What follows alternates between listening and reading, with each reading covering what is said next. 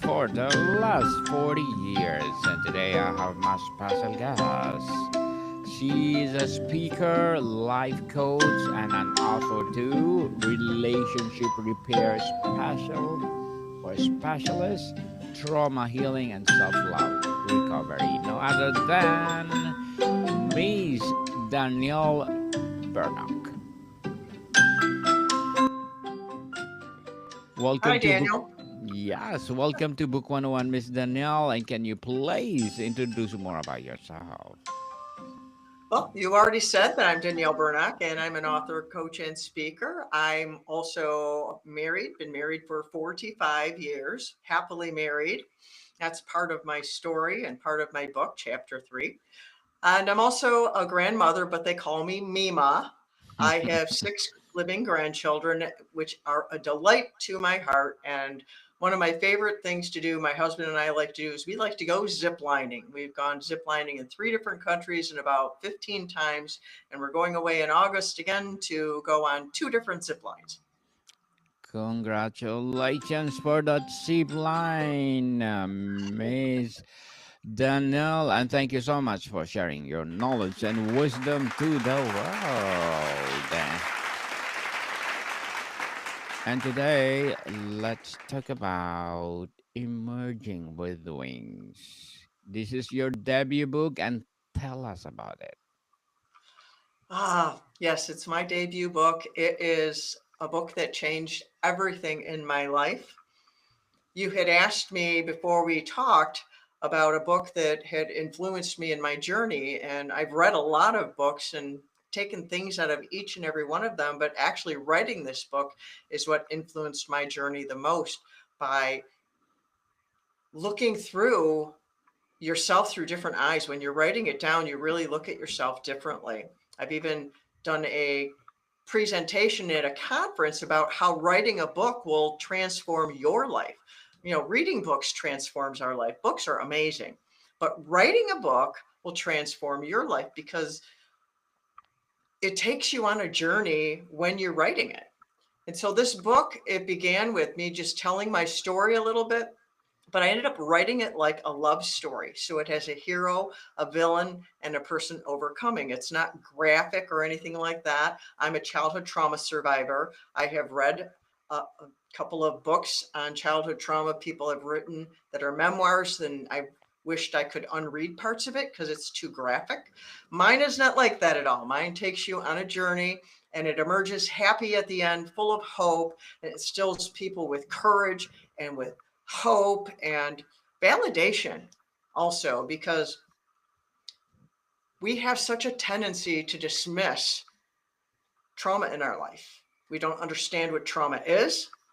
And so we negate it, we ignore it, we invalidate it, but that only shoves it down further. And like you hold a beach ball under the water when you're in the pool, and when you let go of that beach ball, it goes flying up into the sky.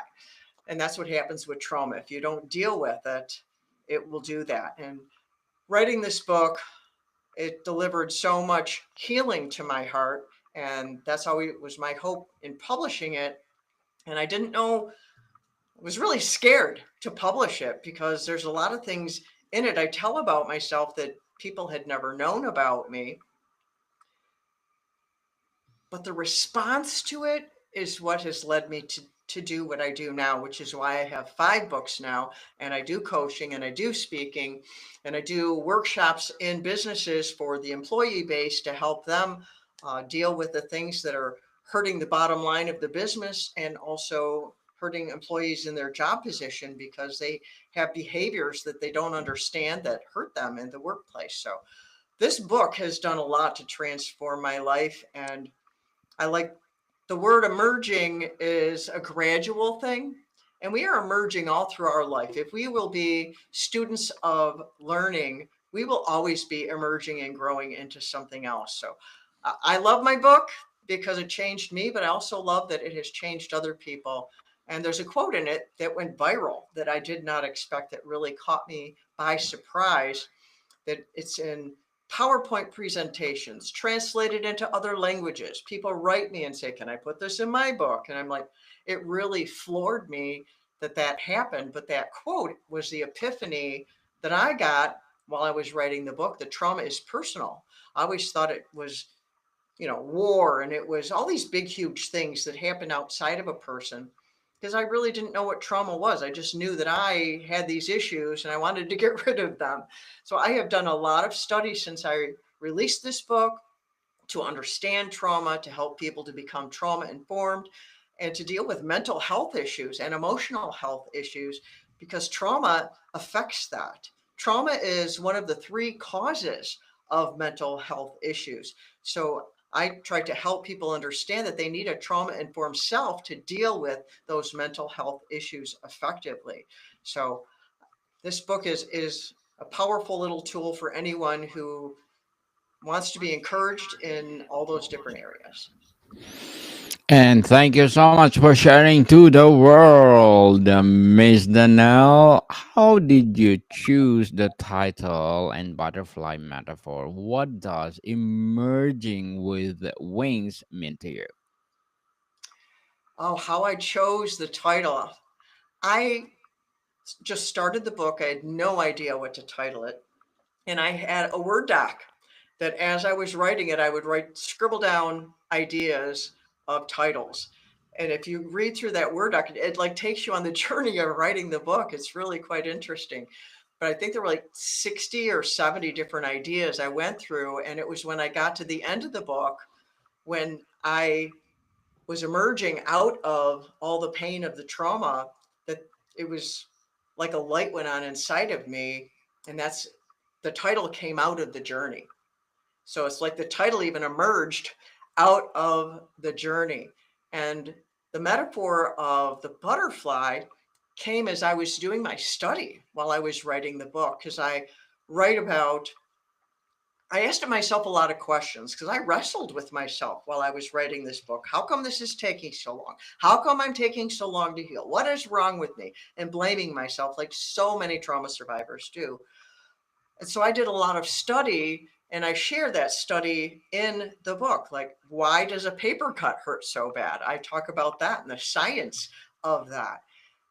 But I studied what actually happens to a caterpillar when it goes from being a caterpillar to a butterfly, the scientific aspect of that. And I was amazed by it.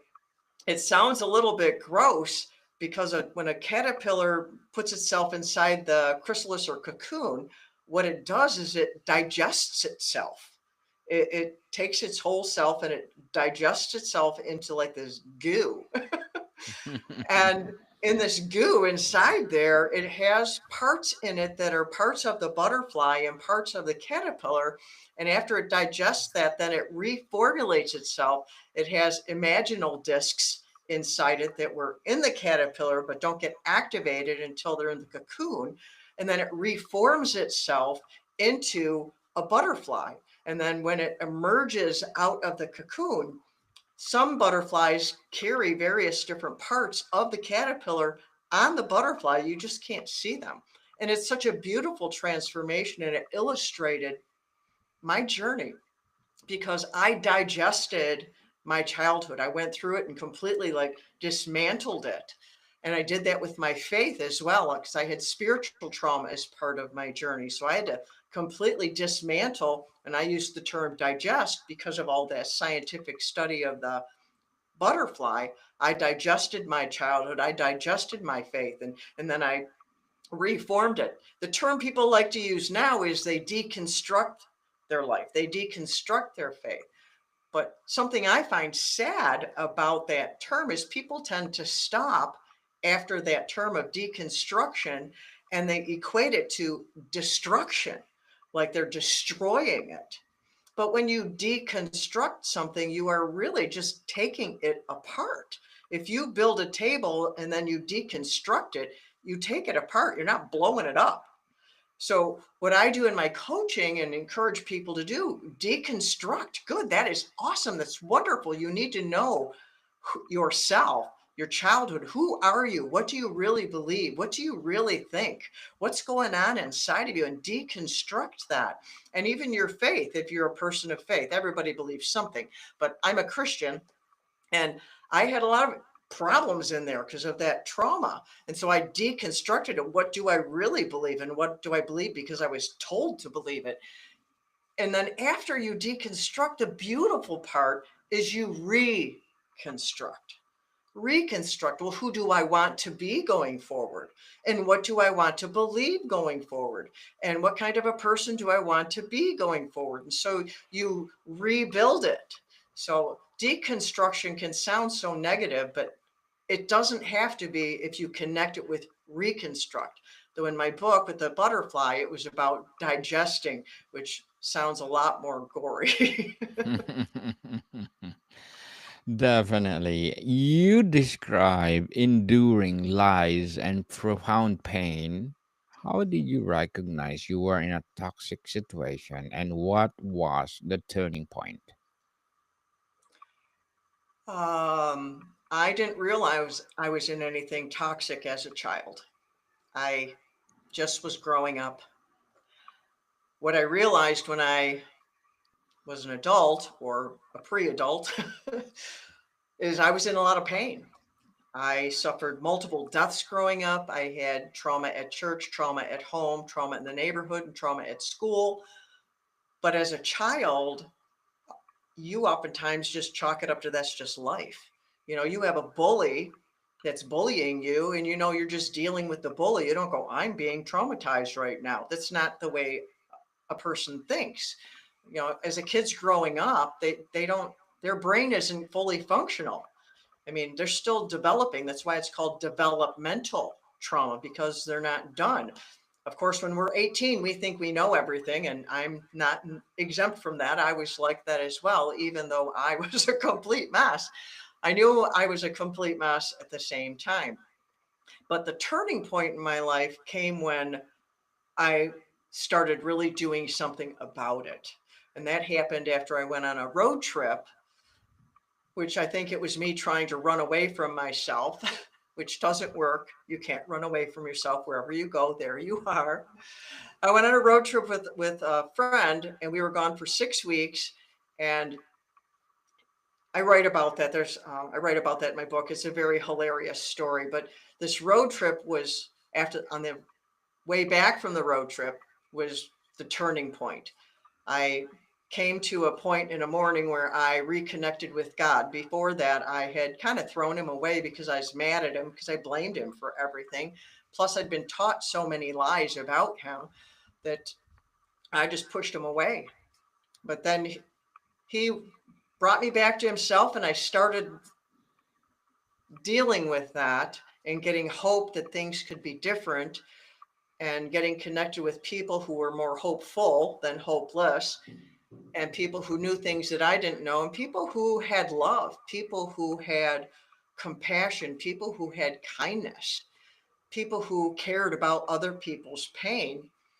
Because when I went through all that trauma as a child, my family was very small. My parents did the best they could, but my dad died when I was young. And my mom kind of emotionally fell apart, which I don't blame her. And they both had trauma as children, and so they didn't have the tools to raise me emotionally well. So I was not emotionally equipped to deal with these things. But after this turning point, I started to get connected with people who had tools, people who had an answer to maybe this one thing, or an answer to maybe this one thing, or someone who was kind to me and who would be a support to me. We didn't have a support when I was growing up. When we went through all that loss in my family life, we didn't have any support. We were like alone, and that's toxic when you don't have the help you need. Help is important. Love is a need. Human beings need love. They've studied it, and we know human beings need love. Without love, we die. And so Definitely. I started to connect with love. And so that started to turn me from hopelessness to hope. And so I started chasing after that. And it was kind of a messy journey because I got connected to some toxic people there, but I didn't know that at the time. But life is a journey. You're not always going to know when you're in a toxic situation. If you keep just doing the best you can and keep getting up when you fall down, look for help where you can dare to look for it. Because sometimes trauma survivors don't want to look for help because They've been hurt by other people so much they're afraid of other people, or they've been conditioned that they have to do everything themselves.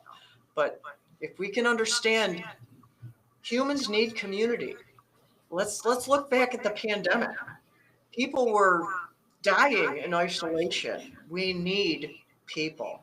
So anyone who's listening or watching now, please connect with other people. Don't be an island. It will harm you. So that was the turning point of my life, was starting a new journey from self-destruction to starting to look for hope. And self-love wasn't even on my radar then. Now it's what I teach. It's what I help people to do, to love themselves, because we need to love ourselves. I'm a self-love coach. We need to love ourselves. You can't love other people well if we don't love ourselves. So love is the core of all that I do. And it was little by little that I emerged out of all of that pain. God brought my husband into my life, and he was my first connection with unconditional. There is so much conditional love out there. I will love you if, I will love you when, I will love you when you're nice, I will love you when you're good, I will love you if you do this for me. That's conditional and it's toxic. But if that's all we know, we don't know there's anything else. I have coached people before that they first have to come to believe that unconditional love even exists. If you don't believe it even exists, there's no way you're believing it. But if you can believe that conditional love is a thing, it does exist, and then we need to get that unconditional love inside of ourselves, and that's the beginning of healing, because every person deserves to be loved. I believe God created us for the purpose of loving us and us loving Him and loving one another, for us to exist in love. And our world is certainly not reflecting that right Miss Danielle, as a speaker, life coach, and an author, what are your short term and long term goals? now. I am I just want to help more people. I just want to help more people. I don't do it by numbers because I'm led by my heart. I do one-on-one coaching and even one-on-two coaching. Like, I've coached a mother and a daughter together. That's what I mean by one-on-two coaching, me with two other people. I don't do group coaching because I care about my clients' safety and privacy. That's of the utmost importance to me. And also, I have my workshops. I have workshops that deal with mental health and emotional wellness and relationship wellness. And so I present those in organizations and in businesses. I serve employers to help their employees do better, because a happy employee will make a happier employer, because turnover costs a lot of money to an employer, and going to look for a job is a big pain in the butt for employees. People don't like to go from job to job to job to job, and employers don't like to hire, rehire, rehire, rehire. So I help mitigate that to serve both the employees and the employers. So work cannot be a place that's bad. It can be a place you don't mind going to, that you can even enjoy, if you can have a healthy work culture. So I'm looking to get into more businesses. In fact, this afternoon, I'm going out in the area where I live, and I'm taking flyers out to give to them, to just help them understand, is this happening in your workplace? 7 ways childhood trauma affects the workplace. And one way is when your employees, they can't deal with authority figures. Either they shut down quickly when you try and correct them, or they burst into anger all the time, and that authority dynamic is messed up, and that is really hurtful in a workplace. But I have other ones as well. And so my short-term goals are to get into more businesses and to serve more clients, and to stay very well connected to my family. Because something I said to someone when they reached out to me recently, I I said to them, I'm focusing on my family because I have been told, if it doesn't work at home, don't export it. And so many business people, they will work so hard that it will cost them their family. I'm not doing that. My family is the first thing in my life, and I will coach my clients and anyone I serve to elevate their relationships in their lives, because at the end of your life you don't say I wish I went to work more. You talk about your relationships, you talk about your experiences. And so that's what I am focusing on. Good luck to your goals, Miss Danielle, and looking forward for more success. What would be your piece of advice for those people out there want to be, of course, like you, speaker, life coach, as well, an author? Learn. Learn. If you want to go into something, learn. Find a mentor to sit under. Someone online, someone in person. If you can do both, that's even better. But learn. Learn. If you are hungry to learn, you can learn anything. Learn and learn, people, for sure. Learn every day. That is the key. And can you please recommend a book or books that influence your journey, Miss Danielle? My book, as I started with, that's the book that influenced my journey. I was looking through the resource section at the in the back, because in the back of the book I have resources. I have videos and books and music and all kinds of things, a lot of things that helped me in my journey.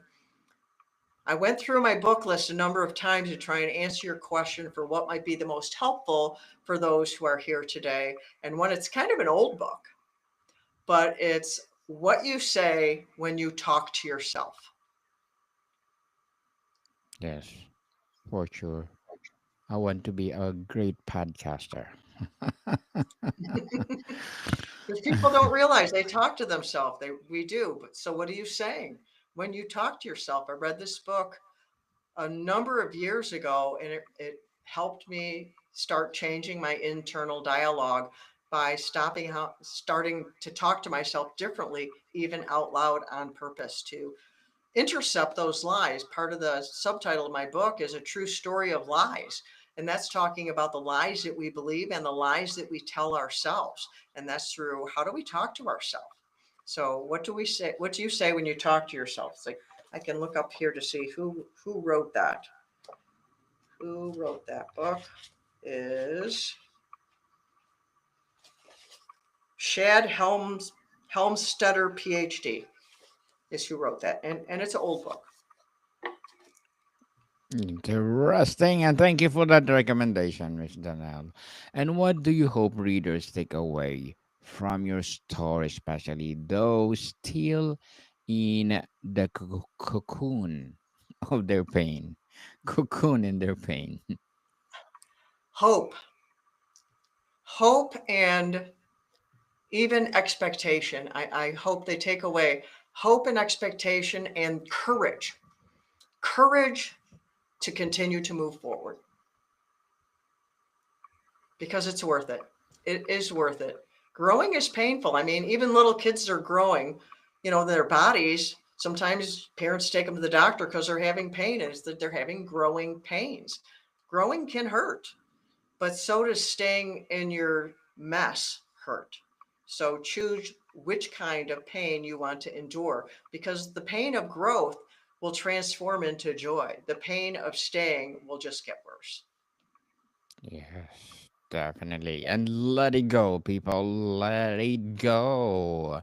And Miss Danielle, before we wrap up our discussion for today, I'm inviting you to please do listen to my other podcast, people, because my abstract essay is already in fifth season, abstract poetry in second season, and my book 101 review in fifth season too, comedy 101 in second season, and my food 101 in fifth season as well, geography Oh, 101 in fourth season, and my baby podcast law 101 and mental health 101 love letters in its third season, and my movie 101 review, music 101 in fourth season, wow. and science 101 and sex 101 in its first season. Please listen to them wherever you listen your podcasts. And Miss Danelle, if you could share just one lesson from your journey, what would it be? One lesson: Yes. dare to believe that you are worthy of love. Dare to believe that you are worthy of love. Dare to do the work that will bring you joy, that will bring you freedom. I dare you. Yes, people. Miss Danelle Bernock. Thank you so much for sharing your knowledge and wisdom to the world. So, can you please invite our listeners to support your books, your coaching, or any projects that you're doing right now?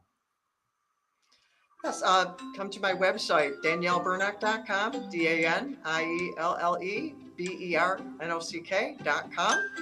And I would love to connect with you. I have lots of free resources. I have my books, courses, speaking events, all kinds of things. And I am that lady on the internet who loves you. So I want to tell you that I love you and you are worthy of love.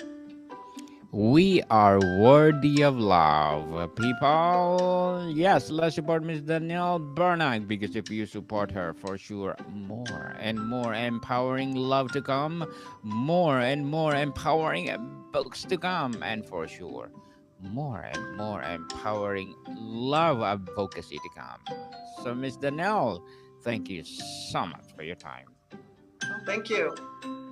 More to come, people. See you soon.